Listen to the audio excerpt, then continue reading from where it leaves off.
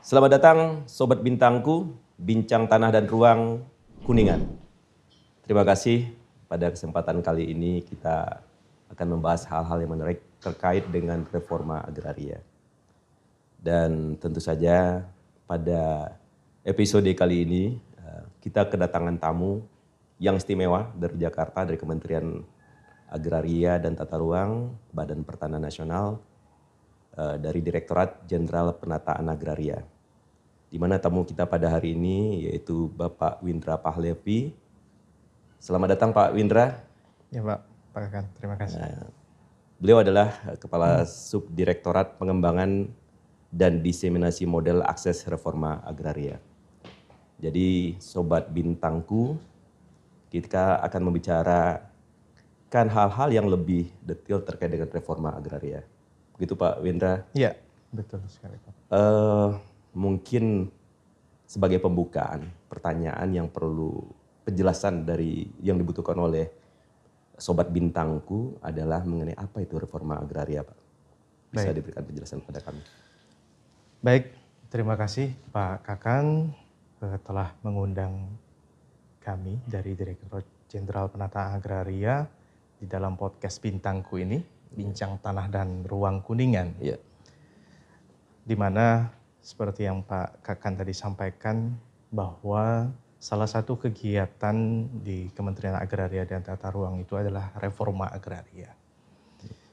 Ini reforma agraria ini suatu kegiatan program strategis nasional yang bertujuan untuk bagaimana menata kembali struktur penguasaan pemilikan, penguasaan dan pemanfaatan tanah yang lebih berkeadilan untuk kemakmuran masyarakat melalui penataan aset yang kita kenal dengan proses sertifikasi, kemudian penataan akses yang biasa kita kenal dengan pemberdayaan tanah masyarakat. Jadi diharapkan dengan kegiatan pendaftaran tanah atau sertifikat tanah yang telah diberikan, namun tidak berhenti di situ, kemudian kita tindak lanjuti dengan kegiatan penataan aset atau pemberdayaan, sehingga diharapkan dengan sertifikat yang telah dimiliki oleh masyarakat itu dapat berdaya guna dan berhasil guna khususnya untuk mensejahterakan masyarakat. Itu konsep besar dari reforma agraria yang sekarang berlandaskan dengan peraturan Presiden nomor 62 tahun 2023. Baik Pak. Jadi pertanyaan yang sangat mendasar sekali ini. Biasanya kan orang tahunya ke BPN itu sertifikat. Betul Pak. Ini ada sekarang dengan reforma agraria. Ini bagaimana mengaitkan sertifikat dengan tadi tujuan besarnya tadi reforma agraria mewujudkan kesejahteraan masyarakat. Apa langkah-langkah dari yang diawali dari sertifikasi itu sehingga bisa menghasilkan kesejahteraan bagi masyarakat yang berhasil guna dan berdaya guna tadi? Ya. Ini memang tujuan mulia kita bersama begitu ya Pak. Yeah. Dari pemimpin kita mengharapkan bahwa masyarakat yang menerima sertifikat ini tidak hanya setelah dapat kemudian disimpan sertifikatnya, dimasukin lemari, kemudian ada yang disimpan di bawah kasur begitu ya. Yeah. Nah itu yang kemudian reforma agraria mencoba bagaimana akses kepemilikan sertifikat tanah yang kita miliki itu bisa kita berikan akses pertama misalnya kepada permodalan begitu ya. Di mana masyarakat yang memiliki kegiatan usaha kemudian ternyata membutuhkan modal dari kegiatan tersebut bisa memanfaatkan sertifikat untuk memberikan atau mendapatkan modal yang nanti kegiatan terkait dengan akses kepada permodalan akan kita bantu melalui ATR BPN, kemudian kita hubungkan kepada lembaga perbankan. Nah, banyak kegiatan yang setelah mendapatkan modal, kemudian kita memerlukan kegiatan ataupun bantuan akses terhadap hal-hal lainnya, begitu misalnya pertanian nih, masyarakat membutuhkan akses terhadap fasilitas untuk kebutuhan pertanian begitu. Nah, banyak tempat yang sudah kita coba fasilitasi, misalnya ada beberapa daerah begitu yang petani pada awalnya sebelum mengikut kegiatan reforma agraria ini mereka tidak bisa memanfaatkan secara baik sertifikat yang mereka miliki. Kemudian kita coba memberikan pemahaman, memberikan sosialisasi kepada masyarakat bagaimana sertifikat itu bisa dimanfaatkan. Kemudian kita dekati dengan kepada dinas pertanian, begitu, dinas koperasi, kemudian kepada pemasaran, gitu, kita hubungkan mereka kepada off-taker. Nah, sehingga nanti masyarakat ini dapat merasakan manfaatnya, tidak hanya sekedar sertifikat yang dia miliki sebagai kekuatan hukum, begitu, supaya sertifikat itu aman, tanahnya tidak diganggu, begitu ya, dengan orang yang ingin mengambil tanahnya misalnya, itu akan bisa lebih sejahtera, begitu ya. Dan dengan harapan tanah itu bisa dimanfaatkan secara maksimal oleh masyarakat, begitu. Terima kasih. Ini Pak, kaitannya kita dengan di kantor pertanahan, kita berada di Kabupaten Kuningan ini, kita kan punya namanya gugus tugas reforma agraria. Nah, dikaitkan dengan peran gugus tugas reforma agraria ini dengan kegiatan penataan akses itu seperti apa, Pak? Sehingga bisa memberikan dampak kesejahteraan bagi masyarakat itu seperti apa? Oke, gugus tugas reforma agraria ini pertama kita canangkan di tahun 2018 pada saat Perpres 86 pertama kali terbit tentang reforma agraria, muncullah yang namanya gugus tugas reforma agraria. Jadi tugas reforma agraria itu salah satunya terkait dengan penataan akses, Pak. Penataan akses yang setelah sertifikat diterbitkan, diberikan kepada masyarakat. Nah, Satgas Penataan Akses inilah yang akan mendorong bagaimana kegiatan pemberdayaan pasca sertifikat itu diberikan dapat dilaksanakan. Nah, tadi kebetulan saya diajak Pak Kakan ke lokasi yang program reforma agraria untuk mendukung ketahanan pangan dan makan bergizi gratis gitu ya Pak ya. Dan saya lihat di situ di mana di wilayah binaan lokasi tersebut merupakan binaan dari gugus tugas reforma agraria. Nah, inilah salah satu bentuk konkret bagaimana GTRA itu salah satu perannya, itu kan ada 3 peran ya Pak. Peran terkait dengan penataan aset, sertifikasi, peran terhadap penataan akses itu sendiri yaitu pemberdayaan, salah satunya penyelesaian konflik. Nah, kalau penyelesaian konflik kemudian penataan aset ini sudah diselesaikan, saya kira penataan akses ini menjadi sesuatu yang strategis untuk kita laksanakan melalui GTRA.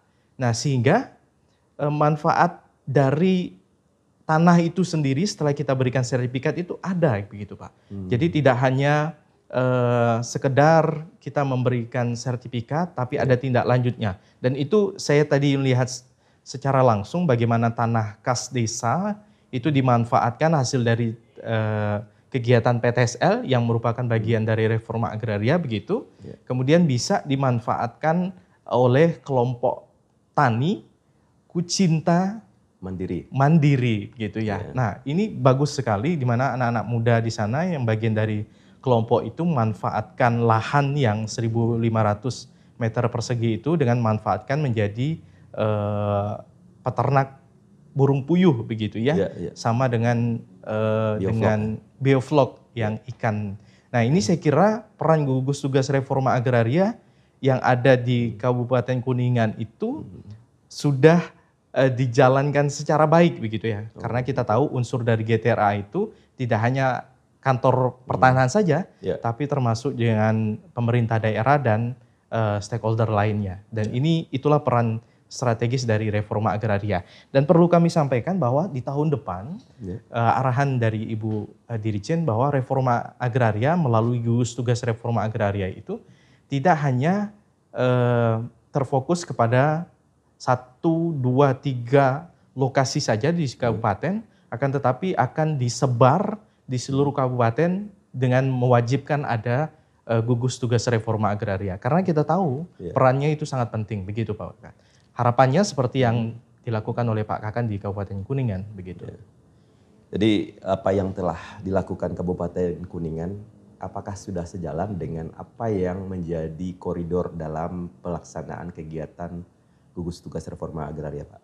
Kaitannya dengan tadi Bapak sebagai penyusun model ya, model akses. Nah, dari apa yang telah dilakukan, apa saja yang perlu kita tingkatkan? Apakah tadi perlu obstacle yang terikat dengan perjanjian atau persyaratan apa yang harus dipenuhi sehingga kami di Kabupaten Kuningan ini cukup bisa dinyatakan bahwa modelnya tepat guna dan berdaya guna tadi. Oke, baik. Jadi saya kira apa yang dilakukan oleh gugus tugas reforma agraria di Kabupaten Kuningan itu sangat tepat. Karena kita melihat bagaimana beberapa tugas dan fungsi tadi yang besar, penataan aset, akses dan penyelesaian konflik itu sudah dilaksanakan begitu ya, khususnya penataan akses. Dan sekarang kondisi sekarang itu sangat-sangat relevan karena dengan program pemerintah swasembada pangan, kemudian makan gizi gratis, reforma agraria yang dicanangkan ini sangat bisa mendukung untuk kegiatan itu begitu ya Pak.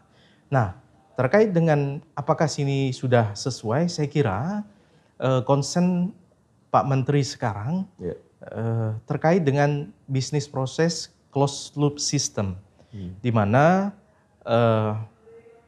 dari hulu begitu, dari proses produksi, kemudian penyediaan lain sebagainya, kemudian manajemennya, sampai dengan tahapan hilir pemasaran, saya kira itu pada saat saya berbincang tadi dengan petugas di dalam bangunan kandang burung puyuh itu, dia menjelaskan bahwa ini sudah ada yang mengambilnya setelah burung puyuh itu atau telur puyuh itu diseleksi begitu, nanti sudah ada yang mengambilnya begitu ya, melalui off-taker, kemudian bagaimana nanti hasil dari grading itu akan disalurkan ke tempat yang lain.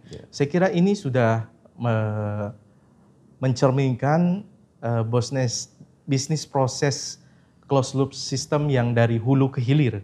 Tinggal nanti bagaimana kita mengemas ini begitu melalui reforma agraria yang tujuan akhirnya yaitu mensejahterakan masyarakat itu dapat tercapai.